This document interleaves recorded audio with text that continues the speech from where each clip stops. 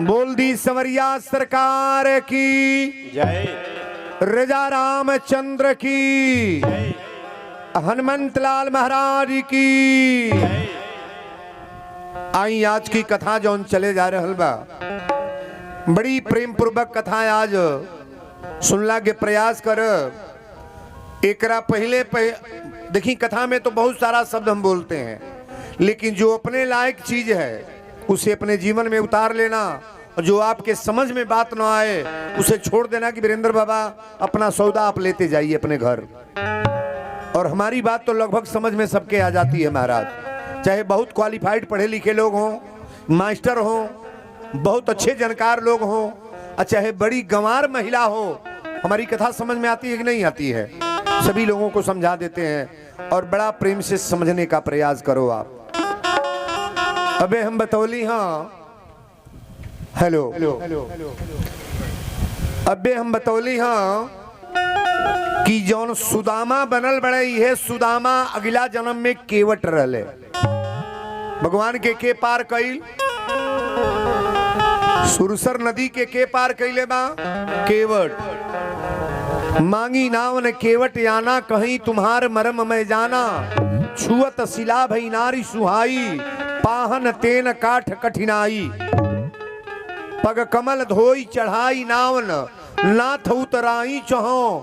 मोहिराम राउर आनी दशरथ, सपत सब सांची कहो।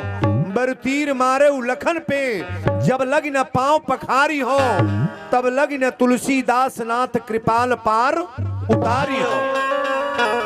केवट ने कहा भगवान बिना पैर धोए नाव पर नहीं चढ़ाऊंगा। सुदामा की अगली कुंडली आप जान लो पहले। हमनी के जीवन में सब लोग तपस्या करला कि बाबा हमरो बेटा बढ़िया हो खो, हमरो औरत बढ़िया रहो, हमरो माई बढ़िया रहे, नाती हमारा अच्छा हो खो, परिवार में रोग बीमारी न हो। लेकिन रोग बीमारी हटाने का एक ही तरीका है, आज वीरेंद्र बाबा बताएंगे। अगर परिवार में आचरण स्वभाव बढ़िया है, गरीब डरता है धनवान से, गरीब आदमी धनी से डरे कि ना, गरीब डरता है धनवान से, और धनवान डरते हैं बलवान से, और तीनों डरते हैं चरित्रवान से। चरित्र से महंगा कोई सौदा है।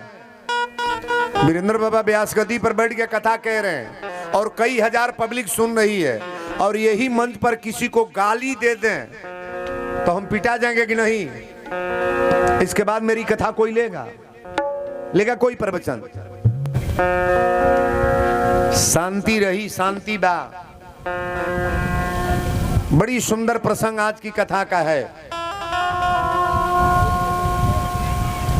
यह केवट भगवान के पार उतरले। अब पार उतरला के बाद नाथ आज मैं काहि न पावा, मिटा दोष दुख दारिद्र दावा। केवट और भगवान से वादा वहां हुआ है। भगवान कहले केवट आज तो गोड़ तू हमार धोवत रह, तहार गोड़ हम धोब कब? द्वापर में जहिया तोहार नाम सुदामा रही, हमार नाम कृष्ण रही। कन्हैया जी केकर गोड़ धोल है? सुदामा के। और सुदामा बनल के बा ये केवट है, जौना के मलाह कहल जाला, केवट कहल जाला, साहनी कहल जाला। छोटे बिरादरी का भी भगवान पैर धोए हैं महाराज। कथा अब शुरू हो रही है, गौर से सुने आप। भगवान कृष्ण से सुदामा से मित्रता कब भई?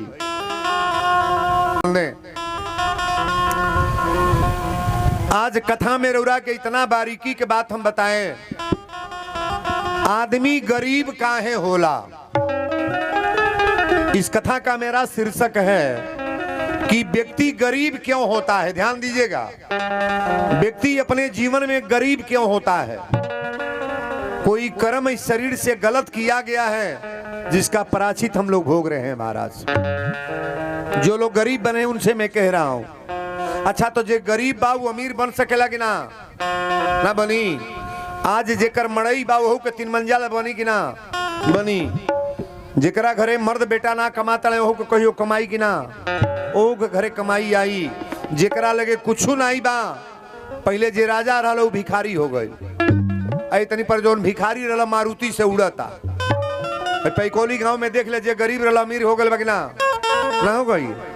और जो बहुत बढ़िया स्टेटस जिनका बढ़िया था, महाराजू रोड पर भीख मांग रहे हैं लोग। अच्छे अच्छे लोगों को मैं देख रहा हूं। लेकिन आज गरीबी अमीरी की बात है तो कथा सुनने का प्रयास करो आप। गरीबी अगर है तो अमीरी कैसे होगी, क्या करना पड़ेगा।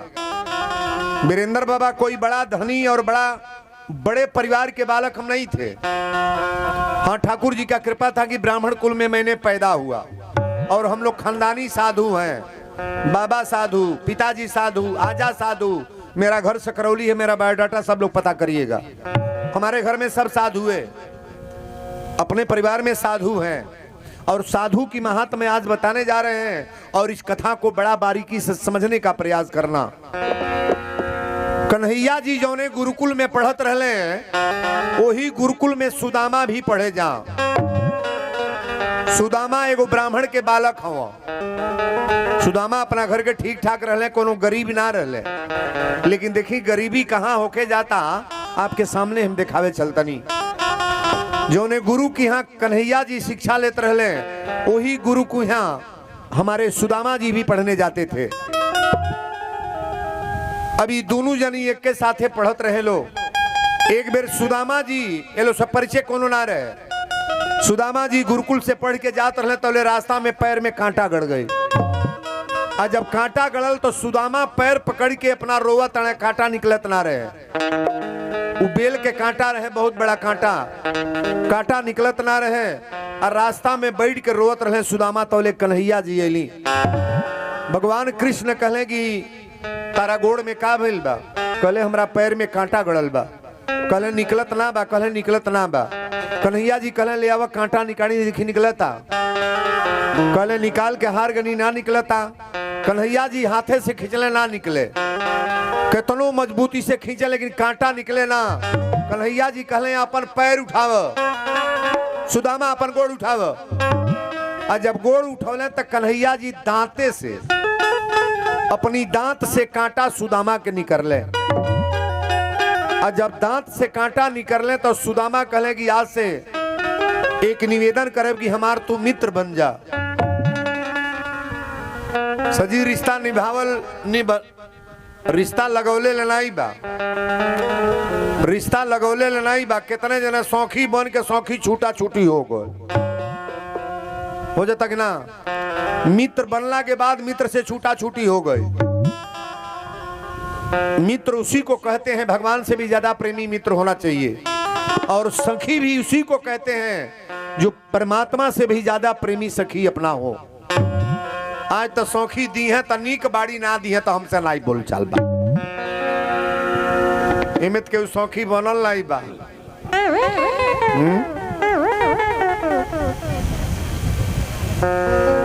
सखा की बात हो रही है, बड़ी सुंदर भाव है। सुदामा के पैर के कांटा जब निकले तो कन्हैया जी कहले आज से तू हमार मित्र बना।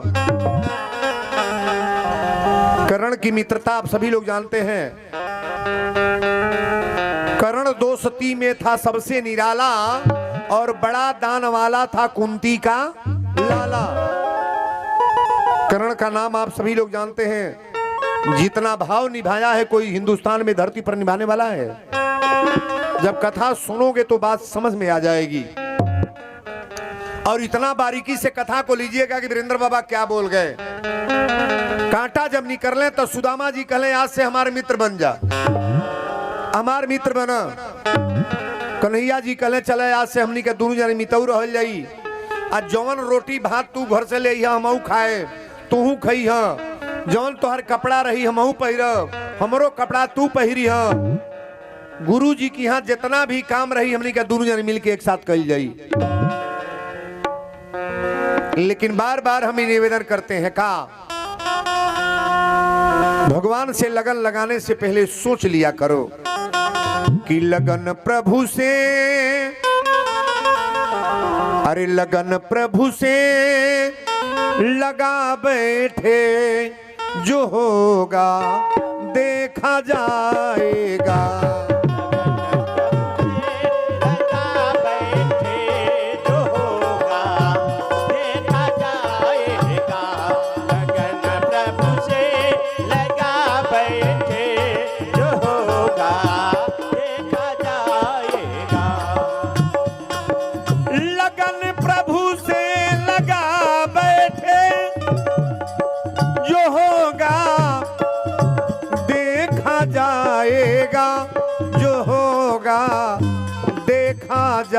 जाएगा। उन्हें अपना बना बैठे, उन्हें अपना बना बैठे, जो होगा देखा जाएगा। उन्हें अपना बना बैठे, जो होगा देखा जाएगा। उन्हें अपना बना बैठे, जो होगा देखा जाएगा। बोलो संवरिया सरकार की। लगन प्रभु से लगा बैठे, जो होगा देखा जाएगा। उन्हें अपना बना बैठे, जो होगा देखा। अच्छा, रातों दिन आप भगवान का प्रेमी बन जाएं, परमात्मा को मानने लगे, रातों दिन सुमिरन भगवान का करें, शाम सुबह पूजा भगवान का करें। आपका कोई काम बगड़ेगा तो दोष किसको लगेगा? अपना दोष लगेगा, आगे भगवान को। और भगवान को भजने वाला कभी बर्बाद होता है? नहीं बोलोगे?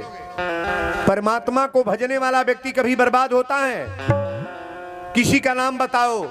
सेवरी बर्बाद हुई कि आबाद? आबाद। प्रहलाद बर्बाद हुए कि आबाद? आबाद। सुदामा बर्बाद हुए कि आबाद? आबाद। अरे महाराज, विभीषण का नाम ले लो, द्रौपदी का नाम ले लो, अजामिल का नाम ले लो। जिन जिन भक्तों ने परमात्मा को माना, परमात्मा उनके सर पर हाथ रख करके चलते हैं महाराज। वीरेंद्र बाबा इतना जोरदार बोल रहे हैं, बोलने का तरीका है। हमारे ऊपर कृपा किनकी है? डायरेक्ट कहो ना, भगवान की कृपा है। भगवान की कृपा नहीं होती तो हम कथा बोल पाते? बोरा पर बैठ के पहले कीर्तन गाई, हरे रामा रामा रामा हरे। आज 30-35 वर्ष हो गए, कहीं कहीं कीर्तन में जाइए नहीं पाते। लेकिन बाबू साहब अले कहे गुरु जी 1 लाख रुपया देव दरुआ चल के 24 घंटा कीर्तन गा दी। हम कहनी 5 लाख देव तो हम 1 घंटा ना गा पाई। हमारा जगह अंतर हो गया है ना। अब इतने बड़े समाज में जहां 10-20 हजार लोगों में बोल रहे हैं और कहिए चल करके अखंड कीर्तन गाइए हरे राम बा मान के लो। हाँ बा, हमारी आवाज दुनिया देश के चारों तरफ के लोग सुन रहे हैं। मोबाइल टेलीविजन हर जगह मेरा नाम है। और भगवान का नाम ये हल्का पावर थोड़ न है। जे ही जानत दे ही जेत जनाई, जानत तुम्ही हो जाई। परमात्मा ने मुझे जना दिया है और पूरे संसार के लोग जान रहे हैं। बोलो सच्चे दरबार की जय। अब देखिए, सुदामा जी कन्हैया जी एक के गुरुकुल में पढ़ता लो।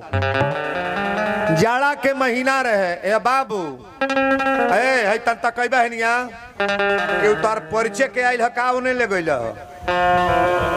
तार परिचय के आइल बनो ताकि हुनके आइल के हुनके पंखवा लगल का उठा ले गइल लोगन। तू लोग चल ठीक बा, कहीं चले दो बड़का चलते बा, बड़का नहीं है बीच में, कहीं हवा नहीं है बीच में। हाँ, अब इनके बुझाइल तो परिचय केहू नहीं रहल।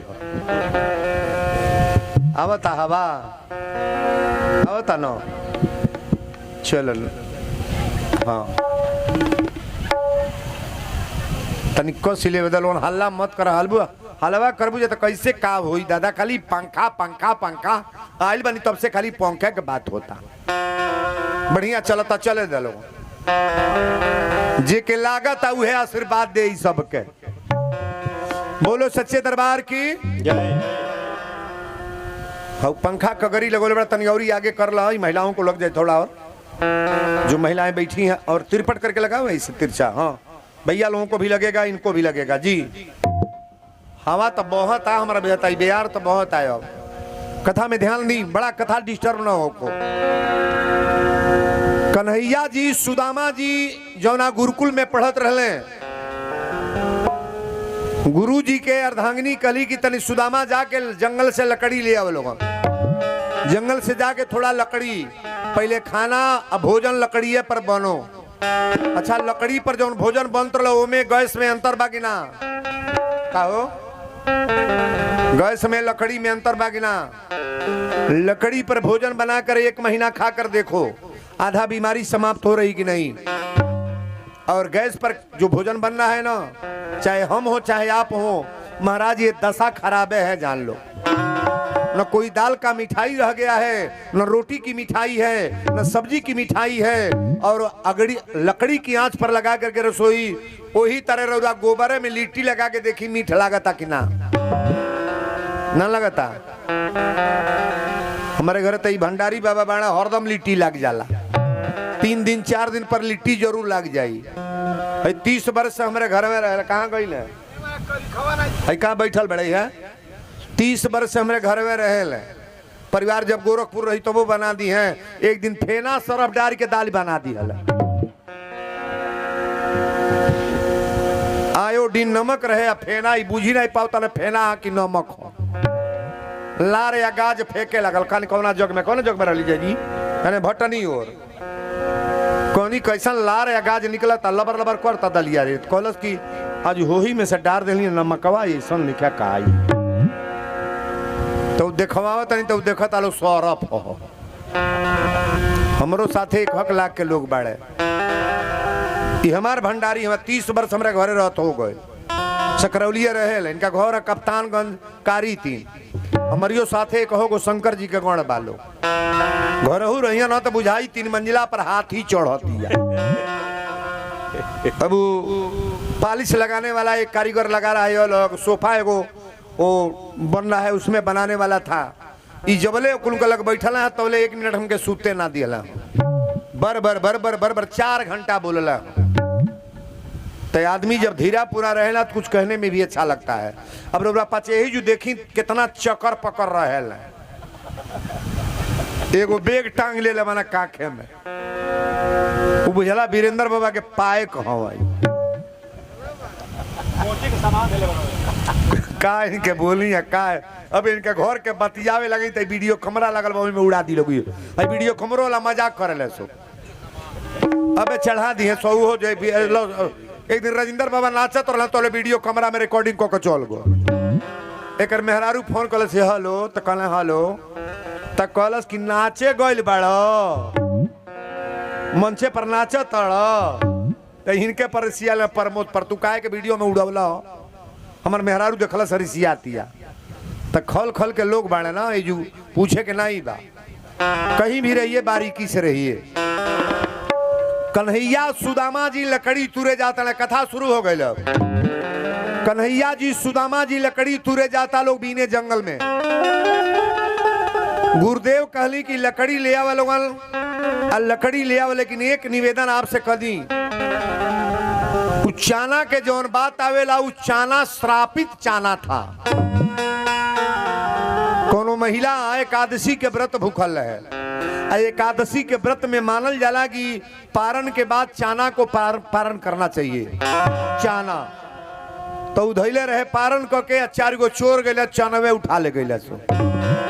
वो तो बुझल कुल के सोना चांदी रुपया पैसा है, लेकिन रास्ता में देखना कुल चाना, तो ही जंगल के किनारे ले आके चाना फेंक दिया सो। वो बुढ़िया श्राप दिलस कि जा जे चाना खाई वो जीवन भर दरिद्र रही। हमार पारण के समान चाना उठा ले गल बा। लेकिन ये कथा तो पीछे का है, लेकिन आगे के प्रवचन में ध्यान दीजिएगा कि सुदामा किस कारण गरीब हो रहे हैं। गुरु जी के अर्धांगिनी कली की सुदामा 2 मुट्ठी चाना ले ले जा लोग, 1 मुट्ठी खा ली है, पानी पी ली है, जाड़ा के महीना बा, और लकड़ी लेके आवे लोग। जब जंगल में गए लोग लकड़ी बीने तो कन्हैया जी पेड़ पर चढ़ने में बड़ा मास्टर है। कन्हैया जी कहली मिताऊ तू नीचे लकड़ी बीना, हम ऊपर चल के लकड़ी तुरत आनी। भगवान कृष्ण लकड़ी तुरे लगले आ सुदामा जी बीने लगले। अब लड़का के बुद्धि सुदामा के मन में ही आ गई कि 2 मुट्ठी चाना बा, अबे उतरिहे तो आधा आधा बांटे पड़ी। एकरा पहले 1 मुट्ठी चाना चोरा के खा ली। सुदामा गलती करने जा रहे हैं। अब वही में से चाना 1 मुट्ठी लेके जब खाए लगले तो भगवान से क्या छिपा है। हरि व्यापक सर्वत्र समाना, परमात्मा क्या नहीं जानते हैं जी। एक खम्भे में भगवान होते हैं, पेड़ में भगवान होते हैं, किसी जानवर के शरीर में परमात्मा है, हम लोग के भी शरीर में परमात्मा है। भगवान कहाँ नहीं है। आज लकड़ी तुरंत में ही बीनत में चाना खाए लगले। कन्हैया जी कहले सुदामा भैया चाना चोरा के खा तड़। सुदामा कहले तोरा चाना खाता नहीं, जाड़ा से दांत कटकटाता चाना खाता नहीं हो, चाना तोरा लौकता। कन्हैया जी तो बुझ गए चाना खाता रे।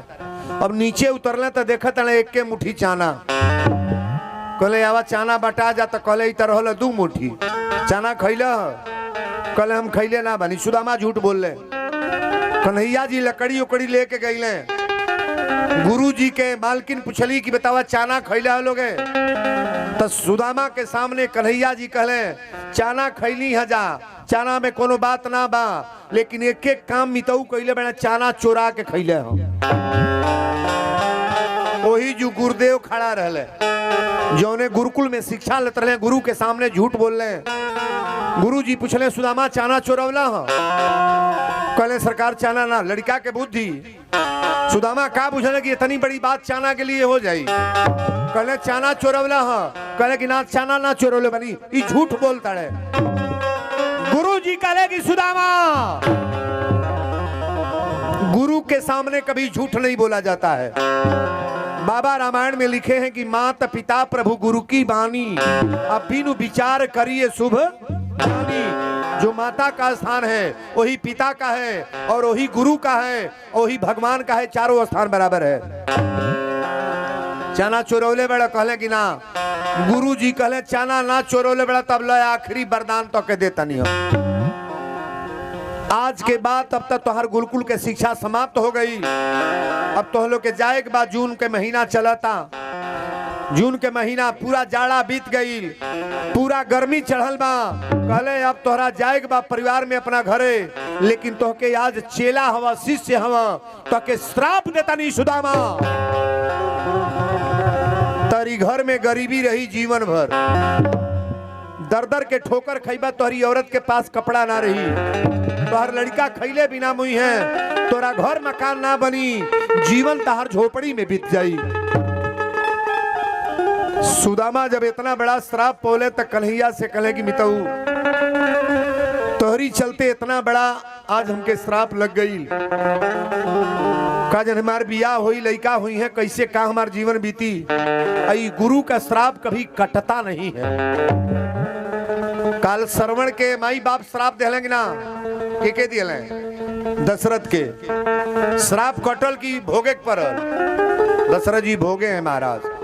कभी श्राप कटता नहीं है, ध्यान से सुनिएगा। सुदामा बैठ के रोवे लगले। कन्हैया जी समझावत रहे, कहले मिताऊ मान जा, कहले तोहरे चलते आज गरीबी के नंबर हमारा गल बा, तोहरी चलते गुरु जी श्राप देले बड़े,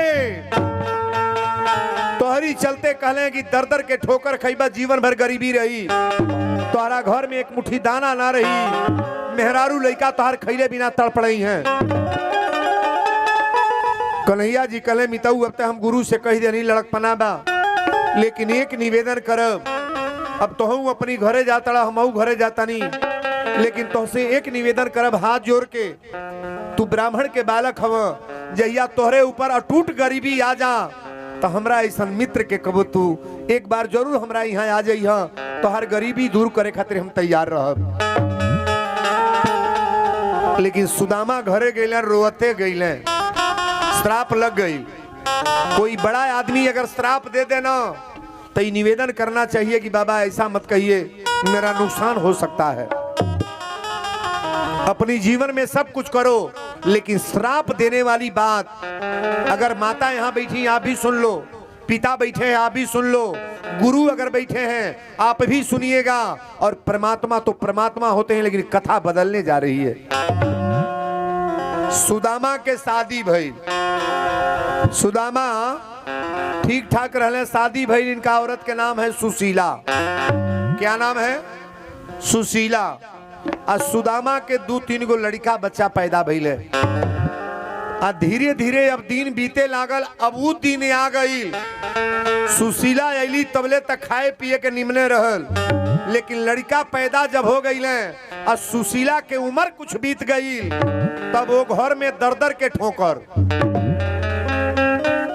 मड़ई के घर बा सजी, चंद्रमा जोन ही लौकता, घर में न को थरिया बा न लोटा बा, लड़का खैले बिना मरत तड़े, एक टाइम रसोई बनता तो एक टाइम के उपास है, कब लड़का मेहरी भूजा खा के रह तड़े, सुशीला कबो मन में आवता त गांव में जाके भीख मांग के ले आके अपना लइकन के परवरिश करत तड़ी।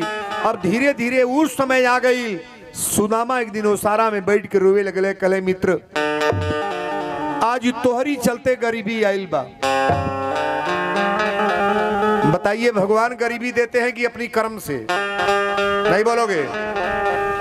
आप गलत काम करोगे तो गरीबी तो होना ही है। महाराज 100 रुपया कमाई जा, 100 रुपया कमाई जा, 60 रुपया के दारू कीन लो, अब वही में 20 रुपया के चिखना ले लो, 10 रुपया के 25 रुपया का मूंगफली के दाना ले लो, 100 रुपया खा पी के चली आवा घरे तरकारिये ना बा। मेहरारू अलगे सोचत ले यहाँ तरकारी तो बनी है, लइकन के कैसे खियाए। आ घरे अइला तो कहतिया कार तरकारी ले ली। हाँ कहले एक बार कहलू ह तरकारी नहीं खाए। घर के जिम्मेदारी मालिक लोगों को होता है कि नहीं? नहीं होता है। पुरुष को भी पूछना चाहिए कि घर में तुम्हारे क्या है। हम तो अपनी घर की बात बोल रहा हूं। अगर चाय की पत्ती आज नहीं है और हमसे तुरंत कोई कहा चाय, तो मैं तुरंत एकदम बाहर हो जाता हूं बोलने में। ये 4 दिन पहले बता देना चाहिए कि मेरे घर में चाय की पत्ती नहीं है। आपसे मैं कह रहा हूं 3 दिन पहले आप कोशिश करो, प्रयास करो, बता दो कि मेरे घर में दाल नहीं है, मेरे घर में मसाला नहीं है, मेरे घर में ऐसा चीज नहीं है। वो व्यक्ति अपना प्रयास करके खरीदेगा और तुरंत घट रहा है और तुरंत हस्बैंड से कहो कि मेरे घर में कुछ है नहीं। कोई तरीका है? तरीका आप ही सीखो पहले। बोलो सच्चे दरबार की जय। सुशीला 3 दिन खैले बीतल रहे। सुशीला कली स्वामी अब्रवरा से एगो निवेदन बा हमार। कहले कौन निवेदन बा? सुशीला कली की बताई धीरे धीरे दिन तक बीतत जाता। लइकन के कबो पानी पिया के सुताव तनी, कबो भूजा खिया के सुताव तनी। ये लड़कन के कोनो कपड़ा ना बा, एके गो साड़ी आज 2 महीना से पहिरे तनी। रौरा देही पर धोती फाटल बा, कोनो कपड़ा लत्ता परिवार में ना बा, खैले के ठेकान हमारी घर में ना बा। भीख कहिया ले मंगाई? अच्छा गांव में भिखिए मांगे लागल जाता, रोज मिली? कहो पहले के जमाना रहल, ए दीदी तनी एक करछुल दाल दे दे, उधार दे दी दे दे, तो दाल मंगात रहो, नमक मंगात रहो, मरचा मंगात रहो। अब मांगे वाला जमाना बा। आई घर घर में दुकान में जा, दुकानी पर कीन लो। उधार वाला कौन सिस्टम हो? उधारी चलता, अब उधारी नहीं है। नगदी 2 पैसा दे करके थोड़ा कम। एक बात और कहेंगे, अगर आपके पास नहीं है तो हम निवेदन करेंगे किसी के वहां से उधार मत लो।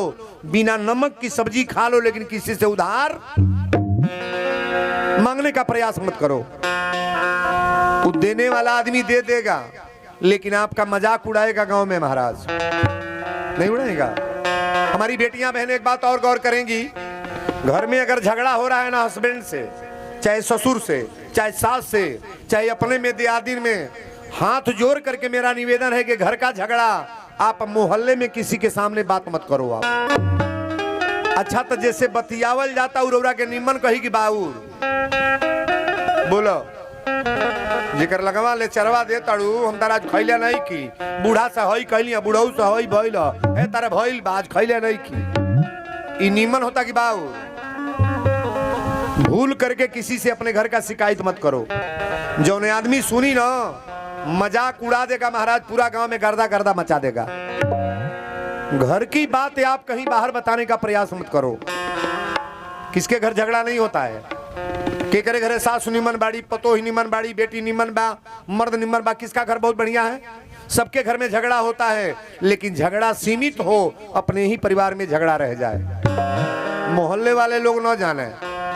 मोहल्ला में जानने के बाद वो कहिया उनसे पूरा पैकौली जान गल कि हाँ तो गर्दा गर्दा बा, उन्हों घरे होते बा। बतिया हमार बिगड़त नहीं बा। तन दिमाग पर बात डाल ले।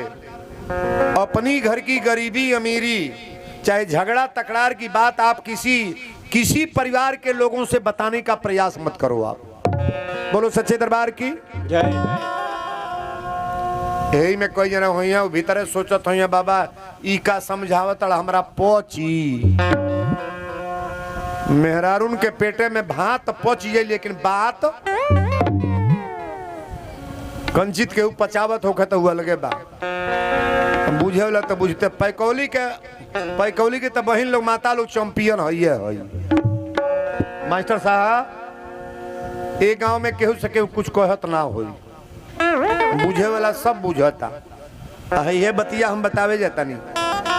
सुशीला अपना सुदामा के बुला के कली स्वामी अबरौरा से अपन दर्द कहतनी। इमे कितने महिला बाड़ी जौन कई टाइम बिना खैले रात के सुतल हुई, लेकिन मर्द लोगों को नहीं कोई कह सकता है कि हमारा हस्बैंड बिना खाए सोए हैं। जैया से रौरा शादी भइल बा ससुराल में आइल बानी ना, सासू के खिया दी, ससुर के खिया दी, मर्द के खिया दी, सबके भोजन करवला के बाद महिला पाती हैं। तो कबो चोखा बचल बा, कबो चटनी बचल बा, कबो दलिया नहीं खे, कबो तरकारिया नहीं खे, कौन महिला के उसको है जाला कि हम खैली ना हो। महिला जितना बर्दाश्त करती है कोई पुरुष करेगा? कोई नहीं करेगा। लेकिन आज सुशीला की चर्चा आप गौर से सुनोगे। सुशीला कली की स्वामी एक निवेदन रौरा से बा, जेकरे घरे भीख मांगे जाता नहीं हमके दुदकार तालो की रोज तू भीख मांगबू, रोज तक के चाउर दिया, रोज तू चाउर मांगे अबू। कौने नगर में भीख मांगे जाई? आखिर गरीबी कैसे भइल, कैसे का हुई? औरत अपना पति से अपना दिल के दर्द बतावेली। सुदामा कले सुशीला चक्कर में मत पर, जैया भाग में हुई तैया मिली। सुशीला कली भाग नहीं, आज हम भाग बतावतनी। और बचपन के यार भगवान कृष्ण हम कले हाँ हम। सुशीला कली स्वामी राउर हाथ जोड़तनी, रौरा पैर पर पड़तनी। सुने ली राउर मित्र भगवान हमें द्वारिकाधीश कन्हैया और अर्धांगिनी है, 7 फेरा रौरा परिक्रमा क के बियाह कैले बनी, मांग में सिंदूर लगौले बनी, पालकी सजा के ले आइल बनी। अगर हमके मर्यादा देतनी तो रौरा से निवेदन ही है बागी एक बेर अपने मितऊ के घरे चल जाई।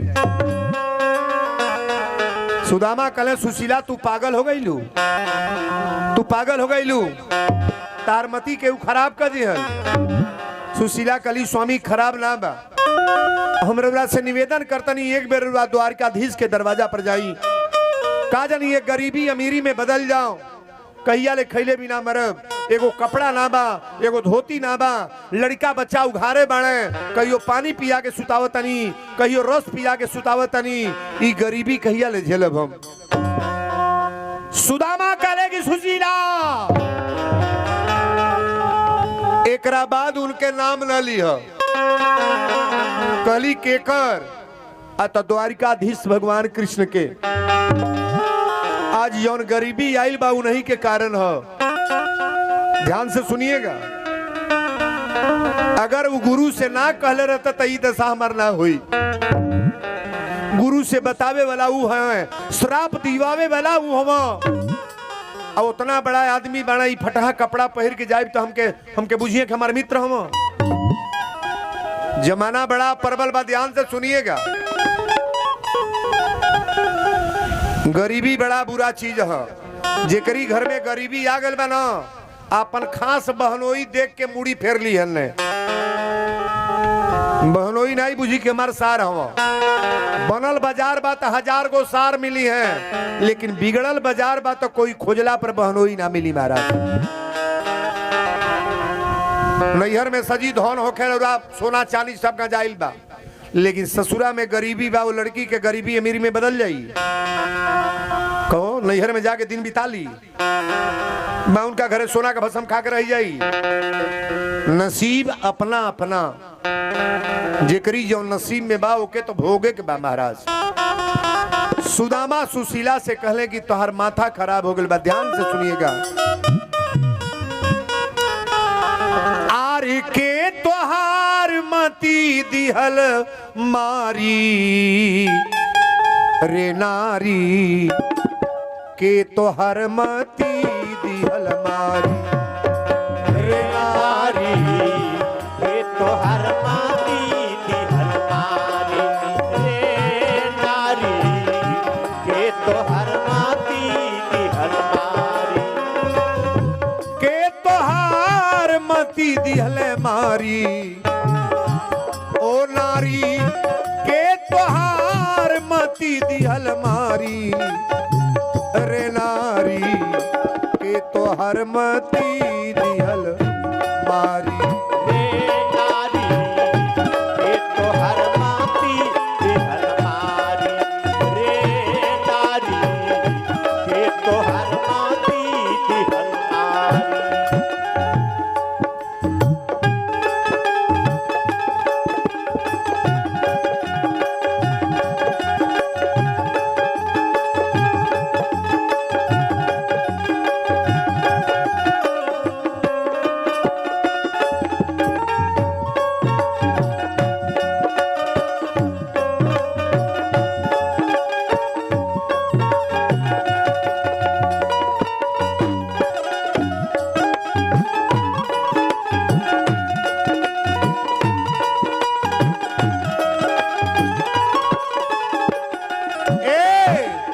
सुदामा अपनी औरत से कह रहे बड़े एक पन बीतल दूसरा पन बीतल आइल बुढ़ौती के बारी एक पन बीतल दूसरा पन बीतल आइल बुढ़ौती के बारी जीवन बीतल प्रभु के भजन में जिंदगी बीतल प्रभु के भजन में अरे रोवेले सुदामा भिखारी रे नारी के तो हर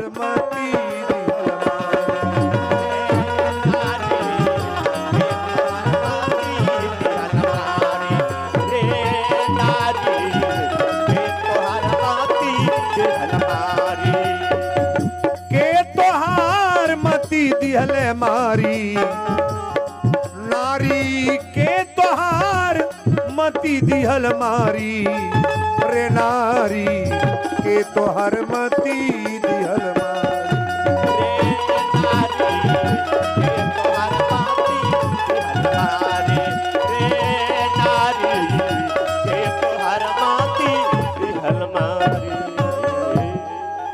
बोल दी सच्चे दरबार की जय।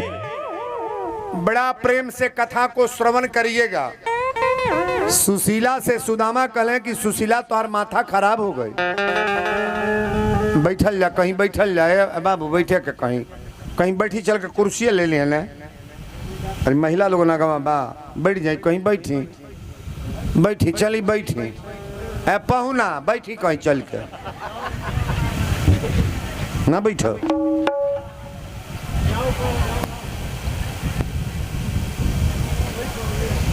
बोलो सच्चे दरबार की जय।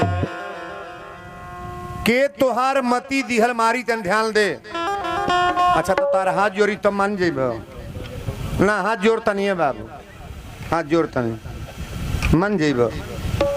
चल अब इन जिए के बाद कुछ दिन तोहरा, हाँ चल ठीक बा, हाँ ठीक बा नहीं हट तड़ा देखी हे मऊगियाने में बैठने जा कहीं, हाँ तार वाली होई कौना तर से इनके मेहरारू घरे होई, यही तरह रहत हुई है तो कौन दशा होई। कितना बढ़िया बात बोलल जाई कि समझ में आई। 5 गो 7 गो दिन जोगी बात तनी उतना दिन तक परहेज कर ले ला काजी। तो चौराहा पर इतना कटात कुटात आई सजी कुल 7 दिन खतर बनल बा। कम से कम जितना दिन पूजा हो रहा है उतना दिन तो अपने परिवार को बदल दिया जाए। हम निवेदन करेंगे ग्राम सभा पैकौली के लोगों से खास तौर से कि कम से कम जिस दिन पूर्णाहुति हो जाएगी उसके बाद जो मन करेगा खाइएगा, जिस तरह मन करेगा पीजिएगा। मैं रोक नहीं रहा हूं, लेकिन अपने विचार को थोड़ा बदल करके 5-7 दिन रहो भाई। बोलो सच्चे दरबार की जय। सुदामा कहले कि सुशीला तोहर माथा खराब हो गइल बा, हमरा ऐसा गरीब ब्राह्मण के भेजा तड़ू और उनके घरे जेकरा घरे नौकर चाकर बाप रे बाप कितना बड़ा आदमी बड़े। सुशीला कली रौरा के हम भेजत नहीं बनी, हमारी इच्छा यह कहता कि रौरा मित्र के लग जाई, का जानी हो सकेला हमार गरीबी बदल जा। नहीं लोग कहला तन जैती उनके लगवा का जाने विचार और बदल जाई। हमारे लिए कैसाहू आदमी बैठेगा तो सत्संग की ही बात करेंगे, हम अपनी ही वाली बात करेंगे। हमको दुनिया देश से मतलब नहीं है, अपनी ही बात करेंगे, अपना ही चर्चा बताएंगे हम। सुशीला कली की रौरा जाई, सुदामा कहले तो कैसे जाए, कौना तर से जाई बतावा, खाली हाथ के तर जाए। सुशीला कहली चल तनी हम घर घर भीख मांगब। गरीबी बड़ा बुरा चीज है बाबू। घर घर गईली भीख मांगा तड़ी, केहू इतना अरवा चावल दिहल, केहू भुजिया दिहल, केहू खुदी दिहल, केहू देतो बा, केहू कहता भगलू कि ना भगलू। 3 मुट्ठी चावल मंगली, कितना मंगली? 3 मुट्ठी। आ चावल ले ली सुदामा जी के, आधा धोती पहिरले बड़े, आधा में कोने चावल गठियौली। सुदामा जी के कहली कि स्वामी रौरा डायरेक्ट उनके लग जाई, हो सकेला हमार गरीबी जान जाता, अमीरी बदल जाई। एक गरीबी में लड़कन के लेके कैसा ले जियल जाई। लेकिन भाव आगे बतानी देखे बाबू लाइन से।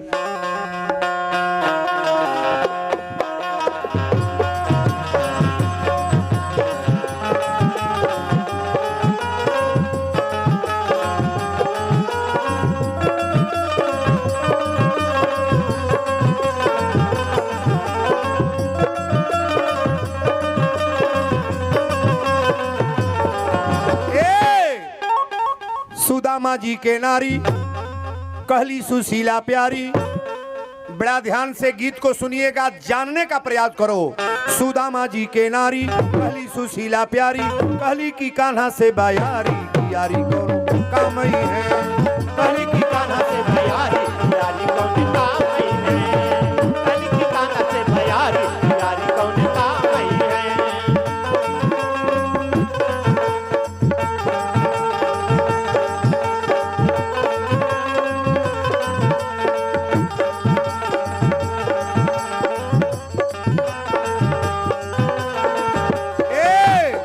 घर घर में घूम के उ चावल ले अइली, घर घर में घूम के उ चावल ले अइली, अपना पति के देखा स्वागत बनवली, अपना पति के देखा स्वागत बनवली। सुदामा जी के नारी कहली सुशीला प्यारी, सुदामा जी के नारी कहली सुशीला प्यारी, कहली की कान्हा से बयारी की यारी करो कामई है, कहली की कान्हा से बयारी यारी कौन कामई है, कहली की कान्हा से बयारी यारी कौन कामई है, कहली की कान्हा से बयारी यारी कौन कामई है। बोल दी द्वारिकाधीश भगवान की जय। यहाँ जितनी बेटियां बहन माताएं आई हैं बाबू लोग, हम लोग का गरीबी कोई गांव का व्यक्ति दूर कर सकता है? करेगा? करी? भूल करके मत सोचना। आज तो वर्तमान में लोग कहले अरे फलाने बाबू रहला तो हमारे लड़का के दवाई भइल, फलाने बाबू ऐसा बाज हमारे खेत जोताइल, फलाने बाबू ऐसा बाज हमार सहारा करेला, फलाने बाबू सहारा नहीं करता तो के रसातल के गाड़ा तड़े सहारा करता है वो। जैया मौका आई तही आजमा ली हो। सहारा एक ही देते हैं कौन? परमात्मा का भरोसा कभी करो, भगवान का भरोसा। दाता एक राम भिखारी सारी दुनिया। सुख के सब साथी दुख में न को,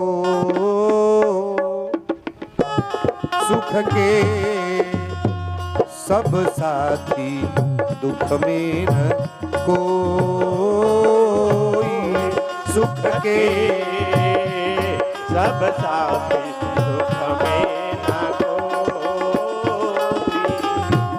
मेरे राम तेरा नाम एक साचा भूजान कोई, सुख के सब साथी दुख में न कोई, सुख के सब साथी दुख में न कोई। ये लाइन भजन का बड़ा लंबा है। सुख के सब साथी दुख में न कोई। कबीरदास जी लिखले वाली कि दुख में सुमिरन सब करे, सुख में करे न कोई। और जो सुख में सुमिरन करे तो दुख का है को। भगवान अगर रुपया पैसा खजाना देले बड़े ना, बेटा मर्द कमाते तब बूझा वही टाइम में भजन कर तड़तड़ा के। सुबह शाम घंटी बजाओ, भगवान का पूजा करो, चंदन लगाओ, ठाकुर जी से निवेदन करो, तब काम फाइनल होगा। और रुपया पैसा धन जकरा हो जाता ते भांज के चलता, ओकरा कोनो भगवान से मतलबे ना बा। हेमे नानी बा के खल के वो अपन गहने बिखो और रुपया मिलावत रह जा। अच्छा, तो हनुमान जी के, दुर्गा जी के मंदिर पर के आवेला रोज कपूर बारे? तन हाथ उठाइए तो एक जानी, 1 2 3 जने बाड़े। और क्यों बा हो? पूरा पैकौली में 3 जने बाड़े। तो लोग धीरे धीरे बनने कर लोग का 3 जने अबू लोग। और जब पूरा गांव नहीं सद हुआ था तो तू काहे के सद हुआ अबू? में घर वाला लोग कहेला, जब घर भर खाता तो तेहू खो। बुढ़िया कहते हम नहीं खाई, हमरा नहीं निक लागता, तो तेहू खो। जबरदस्ती अपने तो नरक में जाते बा लोग। अब तनी हमरा और ताक लहे, एगो पुस्तक हमरा लगे बा, एगो किताब। अब वो किताब में लिखले बा कि का कैले से का होला। कोढ़ होला न कोढ़, हाथ गोड़ सरेला। कोढ़ कोनो बीमारी है, भूत प्रेत ना हो, कोनो देवी देवता ना हो। ई कोढ़ जौन है ना, ई बीमारी है। गौर से सुनिएगा। चरक हो गइल बा, कोढ़ हो गइल बा, कुष्ठ रोग भइल बा, तोहरा देही में ब्लड कैंसर हो गइल बा, कैंसर हो गइल बा। तो जेकरे देही में कैंसर हो जाला, ओकरा देही में मवाज, जितना खून बा ना, ई मवाज बन के ओई में से कीड़ा बज बज फेंकेला। ओई समय कीड़ा निकली, खून निकलता, मवाज के साथ कीड़ा निकलता। टट्टी पैखाना करिए तब वो कीड़ा निकली, नाके पड़े कीड़ा, मुंहे पड़े कीड़ा। ब्लड कैंसर होने के मतलब सारा देह में कीड़े कीड़े। कोढ़ जेकरा भइल बा, हो के देही में कीड़ा बा, बजबज भइल बा, उसे केहू देही ना छुआई, थरिया लोटा अलगे धराला। तो ये आदमी के माटी में तोपल ना जाई, आगी से जरावल ना जाई। जेकरा कोढ़ भइल बा, चरक भइल बा, जेकरी देही से मवाज पीब कीड़ा निकलता, ओके ले आके लोग पानी में फेंकी। आ पानी में फेंकाला तो देही के खाला? तन केहू जने बोलो, जौन के देहिया में कीड़वा मौजवा फेंकता, ओके के खाला? केहू जनता नहीं क्या हो? तो काहे ने बोल तड़े लोग? हम कहीं सब है साधुए हो गए। के खाला? मछली। गौर से सुनिएगा, हंसने वाली बात नहीं है। अगर वो मछली बाजार में मछुआरा मरले बा, कौन जो मांस खैले बा, अगर वो मछली बाजार में बिकने आया और बाजार में से चौराहे से ले गए मछली, मछली का कोई पहचान नहीं है। अच्छा बताइए, हमारा खून आपके शरीर में चढ़ाना है तो डॉक्टर ग्रुप मिलाएगा कि नहीं? नहीं मिलाएगा। ग्रुप मिलाने के बाद खून चढ़ाएगा। और मछली का गुड़ मिलाया गया है, मुर्गा का गुड़ मिलाया गया है, बकरे का गुड़ मिलाया गया है। अगर वो मछली अपने घरे आई तो इतना गारंटी हमारे बा, चौरक, कुष्ठ रोग, ब्लड कैंसर कोई काट नहीं पाएगा। मैं व्यास गति से बोल रहा हूं। तोहरी घर में ये बीमारी जरूर आई। ब्लड कैंसर के कोनो दवाई ना बा, कोढ़ी के कोनो दवाई ना बा, चरक के कोनो दवाई ना बा। ऊ बीमारी आ जाई, सारा खेत बाड़ी बेच के दवाई कर दे पड़ी। अच्छा, तो वीरेंद्र बाबा के बात रहुआ समझ में आवता ना? आज के ऐसा बात जो सोचता बाबा बिहने से खाइल बन, तन हाथ उठेबा लोगन। देखी को जने होता है, 1 2 3 4 5 6 7 8 9 10 11 12 13 14 15 मर्द लोग में 16 17 18 19 20 21 22 23 कुर्सी पर भी एक ठो हाथ उठल बा, 24 लगभग बुझी 30 गो हाथ बा। हे दुर्गा माई, हनुमान जी जे हाथ उठौले बा और उरा जगी में आके जे हाथ उठौले बा, ओकरा देही में कोनो रोगो बीमारी होके तो समाप्त कर दिया। और ओकरा घर में कोनो बीमारी ना आवे, कोनो प्रकार के कलह ना होके। आ जे हथवा ना उठावता ओके का कही? भिड़ल बढ़ जा वही पर नोचबा लोग ना मन बोलोगे। बाप हो बाप, इतना बड़ा पंडाल में 30 गो आदमी हाथ उठौले बा। ये खाता ना जहिया जमरजवा झोटा पकड़ी गरुड़ पुराण पढ़ी है। गरुड़ पुराण में लिखल बड़ा कि कांटा मवाज पीबू पड़े हथौरी से कपड़ा में मारल ठोकत ले जाई। ले गईले के बाद वो रजिस्टर खोलल जाई कि का क के आइल बड़ा। ये जो हमनी का आधार कार्ड बा कि ना नहीं बा, श्रम कार्ड बा, आधार कार्ड बा, बैंक के पासबुक बा, राशन कार्ड बा, सजी कार्ड बनता नाम से ना। तो हेती मुखी जीवन पहले बन जाता है, इतना कार्ड इतना लिफाफा बा। अब भगवान इस शरीर भेजले बना तो जो रजिस्टर ना बा नहीं बा हो, वहां भी रजिस्टर है। कान खोल के सुनना। कर्म प्रधान विश्व करी राखा, जो जस करही सो तस फल। गुरु जी कहले कि गुरु से कपट मित्र से चोरी, की हो निर्धन की हो कोढ़ी। सुदामा के गुरु जी कहले रहे कि 4 में गुरु से कपट मित्र से चोरी। कन्हैया से चोरी कैले बड़ आ गुरु से कपट करके बात करता तो के श्राप देता नहीं कि जीवन भर गरीब रहब।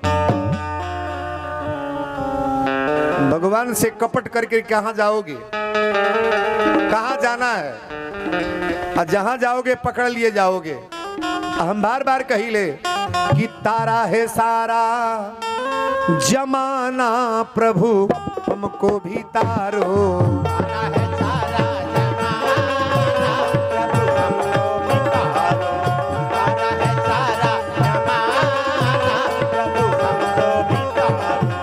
हमको भी तारो नाथ सबको तू तारो। तारो नाथ सबको तू तारो, हमको तू तारो नाथ सबको तू तारो। तारा है सारा जमाना प्रभु हमको भी तारो। तारा है सारा जमाना प्रभु हमको भी तारो। तारा है सारा जमाना प्रभु हमको भी तारो। हमने सुना है प्रभु द्रौपदी को तारे। हमने सुना है प्रभु द्रौपदी को तारे। हमने सुना है प्रभु द्रौपदी को तारे। बोलो संवरिया सरकार की। हमने सुना है प्रभु द्रौपदी को तारे। हमने सुना है प्रभु द्रौपदी को तारे।